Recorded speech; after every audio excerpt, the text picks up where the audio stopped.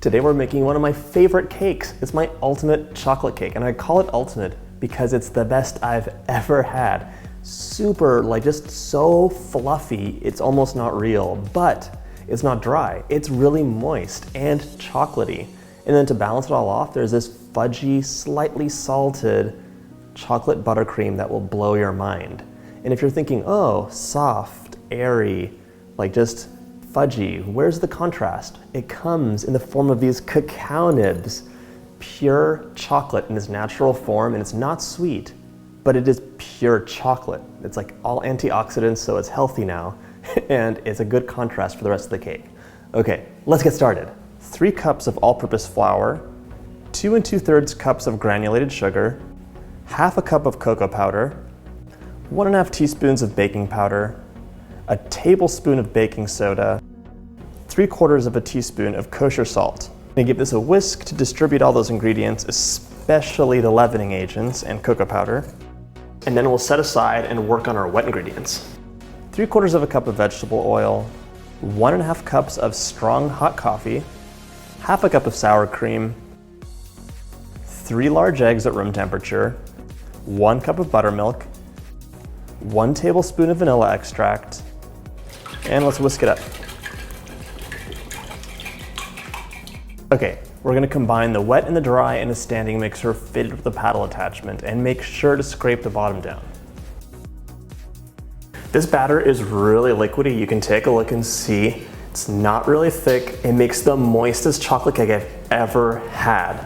Don't be frightened if it looks like it's a liquid puddle and magically turns into cake. I buttered my cake pans, and now I'm just tapping flour around. It's gonna make them release really nicely. You don't want your cake to stick in the pan. That's a disaster. I'm using a kitchen scale to make sure that each layer weighs exactly the same. I'm gonna pop on some cake strips. These are just wet fabric strips, and what they do is they slow the baking down on the outside so the cake is nice and flat and has nice moist edges that aren't burnt. These are gonna go into the oven at 350 for about half an hour, or until the centers are set, a little bit springy, and you'll probably see the edges pulling away from the pan. About 35 minutes later, and they're out of the oven. Smells so good, and watch this. Perfect release. And also, that is a very nice flat layer, perfect for decorating, great for stacking. While my cake is baking, it's time to whip up a really easy but delicious buttercream. We're starting off with 3 sticks of unsalted butter at room temperature into our standing mixer fitted with a paddle attachment. And mix on low for a few minutes until it's nice and really creamy.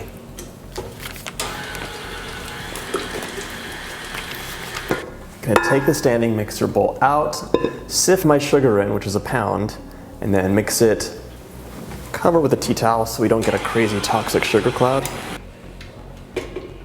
Okay, a drizzle of cream, a teaspoon or 2 of vanilla, just a little drizzle. I've only made a marginal mess, and my buttercream is done. You can see the consistency is nice. For the chocolate buttercream, I'm adding in about 2 tablespoons of high quality cocoa powder and 1/4 cup of melted and cooled dark chocolate. Give it a mix just so that the chocolate's incorporated and it's beautiful and creamy. Gonna give it a generous pinch of salt and mix again. It's good and tastes great. Right now I'm gonna fill my piping bag up with that delicious chocolate buttercream, twist the end, and then just snip the tip off of it. So just FYI, I've made this cake many times before, and I've filmed bits and pieces of it, so you might have noticed a couple of inconsistencies if you're eagle eye watching it. But here's the deal. For the cake, it's an 8-inch 3-layer cake. It's huge. On camera, for part of it, I made a 6-inch cake because I wanted to have a ton of cupcakes as well. One of my favorite things to do is take a big recipe and then just scale it down, use a smaller cake, and then have cupcakes or little mini bundt cakes that I can serve along with it. It's kind of fun, and it makes decorating easier for some reason. But anyways, on the video you're gonna see for the decoration, it's an 8-inch 3-layer cake, and we're starting off by piping some buttercream onto the first layer. I'm using a cake turntable, but it's totally optional. I just love that it's so easy to smooth everything out with a turntable. It makes your life a lot easier. Pipe your buttercream onto the first layer of the cake. If you don't want to use a ton of piping bags, or you just want to save a little bit of time, go ahead and just smear it on with a spatula, add your second layer on.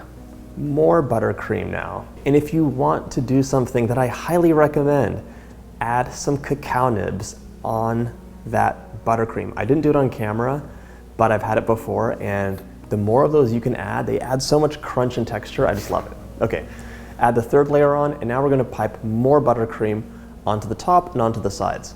I'm using a bench scraper for the sides, and I'm just gonna give it a few swipes to start out with. I might need to fill in some of the gaps with the piping bag or just a little knife. Keep smoothing it along, and then it's good. Now you can use an offset spatula to smooth the top. Oftentimes I'll go back and smooth the side again to get that little corner edge right. And then I'll use an offset spatula and pull in as I turn the cake. For a really easy decorative flourish, I'm adding a skirt of cacao nibs to the bottom of the cake. Just take some of the cacao nibs in your hand and press them up against the cake gently, and then move along, move along, move along, and you're done. Here's a little trick. I wanted to have more contrast, so I took some of the extra fudge that I had and I smeared it on the inside of the piping bag with a knife. That fudge will be forced out of the piping bag just a little bit and give the dollop some more definition, and they'll also be a little bit sharper too.